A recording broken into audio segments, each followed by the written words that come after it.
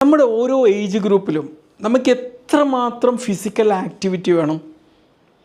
ഇപ്പോൾ നമുക്ക് ആദ്യം തന്നെ നോക്കാം, ഒരു പ്രീ സ്കൂൾ പ്രായത്തിലുള്ള കുട്ടികൾ, 3 വയസ്സിനും 5 വയസ്സിനും ഇടയിലുള്ള കുട്ടികൾ, അവരെ സംബന്ധിച്ചോളം പലപ്പോഴും നമ്മൾ രക്ഷിതാക്കൾ അവർ കളിക്കാൻ പോകുമ്പോഴേക്ക് കളിക്കരുത് എന്ന് പറയും. ഒരിക്കലും അങ്ങനെ ചെയ്യരുത്. അവരെ കൊണ്ട് നമ്മൾ കളിപ്പിക്കുക ചെയ്യേണ്ടത്. ഒരു ദിവസത്തിൻ്റെ മുഴുവൻ ഭാഗം എന്ന് പറയുമ്പോൾ അവർ ആക്റ്റീവായിരിക്കണം. അവിടെ ഇവിടെ ഇങ്ങനെ ഓടിക്കളിക്കണം, ചാടണം, ഡാൻസ് ചെയ്യണം, പുറത്തു പോയി കളിക്കണം. അങ്ങനെ ജീവിക്കേണ്ടവരാണ് നമ്മുടെ ഈ ഏജിലുള്ള ഒരു കുട്ടികൾ എന്ന് പറഞ്ഞാൽ. അപ്പം നമ്മൾ രക്ഷിതാക്കൾ എന്ത് ചെയ്യണം? അവരെ ഫ്രീ ആയിട്ട് കളിക്കാൻ വിടണം. വീടിന് മുമ്പിൽ ബട്ടർഫ്ലൈസ് ഒക്കെ ഉണ്ടെങ്കിൽ അതിനെ പിടിക്കാൻ വിടുക. ഗാർഡനിലൂടെ ഒക്കെ നടക്കുകയാണെങ്കിൽ അവരെ ഗാർഡൻ ചെയ്യാൻ വേണ്ടി സഹായിക്കുക. ഒരു ബോൾ വാങ്ങിക്കൊടുത്തിട്ട് കുട്ടികൾക്ക് അവരോടൊപ്പം കളിക്കാൻ വേണ്ടി വിടുക. നമ്മളും അവരുടെ കൂടെ കളിക്കുക. സ്ക്രീനിലൊക്കെ ഇങ്ങനെ കുത്തിയിരുന്ന് മൊബൈലിൽ നോക്കിയിരിക്കുന്നത് പ്രത്യേകിച്ച് ഒഴിവാക്കാൻ വേണ്ടി നോക്കണം. പ്ലേ ടൈം ആണ് ഒരു പ്രീ സ്കൂൾ കുട്ടിയുടെ റിയൽ ടൈം. പിന്നെ ചിൽഡ്രനും അഡോലസൻസും 6 മുതൽ 17 വയസ്സുള്ള കുട്ടികൾ എത്രമാത്രം വ്യായാമം ചെയ്യണം? എല്ലാ ദിവസവും 1 മണിക്കൂറെങ്കിലും അവർക്കൊരു ഫൺ മൂമെൻറ്റ്സ് ഉണ്ടായിരിക്കണം.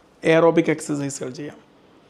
നമ്മുടെ ഹൃദയത്തിനെ പമ്പ് ചെയ്യാൻ സഹായിക്കുന്ന നല്ല ഓട്ടം, cycling, swimming, football, skipping, dance തുടങ്ങിയ ചെയ്തിട്ട് നന്നായിട്ട് അവരെപ്പോഴും ആക്റ്റീവ് ആയിരിക്കണം എന്നുള്ളതാണ്. 3 ദിവസമെങ്കിലും ആഴ്ചയിൽ നല്ല വിഗറസ് ആയിട്ടുള്ള ആക്ടിവിറ്റി, ഫുട്ബോളോ അല്ലെങ്കിൽ സ്വിമ്മിങ്ങോ പോലത്തത് അവർ ചെയ്തിരിക്കണം.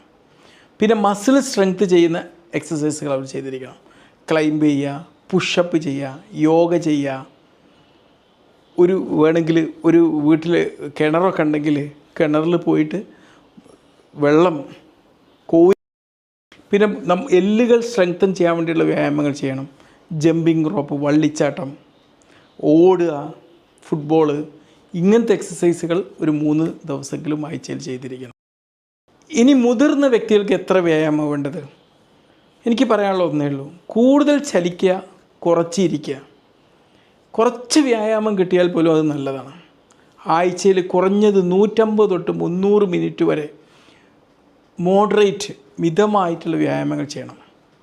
നടത്തം, സൈക്കിള്, വീട് വൃത്തിയാക്കുക, തോട്ടപ്പണി, അല്ലേ?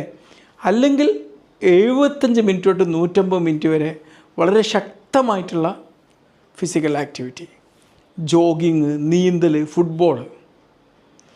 ആഴ്ചയിൽ പല തവണകളായിട്ട് ഇതുപോലുള്ള പല എക്സസൈസുകളും മാറി മാറി ഇങ്ങനെ പരിശീലിച്ചുകൊണ്ടിരിക്കുക. പിന്നെ മസിലുകൾ കൂട്ടാൻ വേണ്ടിയിട്ടുള്ളത്, അല്ലെങ്കിൽ മസിൽ നശിച്ചു പോകാതിരിക്കാൻ വേണ്ടിയിട്ടുള്ള പുഷപ്പുകൾ, കുറച്ച് ഭാരം ഉയർത്തുക, യോഗ, എന്തെങ്കിലും അരിയൊക്കെ റേഷൻ കടയിൽ നിന്ന് കൊണ്ടുവരാൻ അത് ചുവന്ന് വരിക. ഇതുപോലുള്ള വ്യായാമങ്ങൾ ആഴ്ചയിൽ 2 ദിവസമെങ്കിലും ചെയ്തിരിക്കും. ഇനി പ്രായം കൂടിയ 65 വയസ്സിന് മുകളിലേക്ക് എന്തൊക്കെയാണ് ചെയ്യേണ്ടത്? നേരത്തെ പറഞ്ഞ മുതിർന്നവർ ചെയ്യാൻ പറഞ്ഞ ആ ഗൈഡ് ലൈൻസ് തന്നെ മാക്സിമം ഫോളോ ചെയ്യുക. അതിനോട് കൂടെ ബാലൻസും ഫ്ലെക്സിബിലിറ്റിയും കൂട്ടുന്ന എക്സസൈസുകൾ ചെയ്യുക. യോഗ എക്സസൈസ്, തായ്ച്ചി, ഒരു കാലിങ്ങനെ പൊക്കിയിട്ട് ഇങ്ങനെ നിൽക്കുക, സിംഗിൾ ലെഗ് സ്റ്റാൻഡിങ്, വാക്കിങ്, ഏതെങ്കിലും ഒരു എന്താ പറയുക, ഒരു കുറച്ചിങ്ങനെ കയറ്റവും കുന്നൊക്കെ ഉള്ളൊരു പ്രതലത്തിലൂടെ നടക്കാൻ വേണ്ടി നോക്കുക. പിന്നെ ഓരോ വ്യക്തിയുടെയും കഴിവിനനുസരിച്ചുള്ള ഒരു വ്യായാമം പിന്തുടരുക എന്നുള്ളതാണ്. നിങ്ങൾക്ക് സ്ഥിരമായിട്ടുള്ള ഇൽനെസ് എന്തെങ്കിലും ഉണ്ടെങ്കിൽ ആ സേഫ്റ്റി നോക്കിയിട്ട് വേണം ചെയ്യേണ്ടത്. പല രോഗങ്ങളും ഉണ്ടാവും ഈ ഒരു പ്രായത്തിൽ. ആ പ്രായത്തിൽ ആ രോഗത്തിനനുസരിച്ച് ചെയ്താൽ മതി. ഒരു വാക്കിംഗ് അത്ര ചെയ്യണമെങ്കിൽ പോലും അതിന് റെസ്ട്രിക്ഷനുള്ള ആൾക്കാർ അത് ചെയ്യാനും പാടില്ല കേട്ടോ. ആഴ്ചയിൽ ഒരു 300 മിനിറ്റിൽ കൂടുതൽ ചെയ്യാൻ പറ്റുകയാണെങ്കിൽ അത് കൂടുതൽ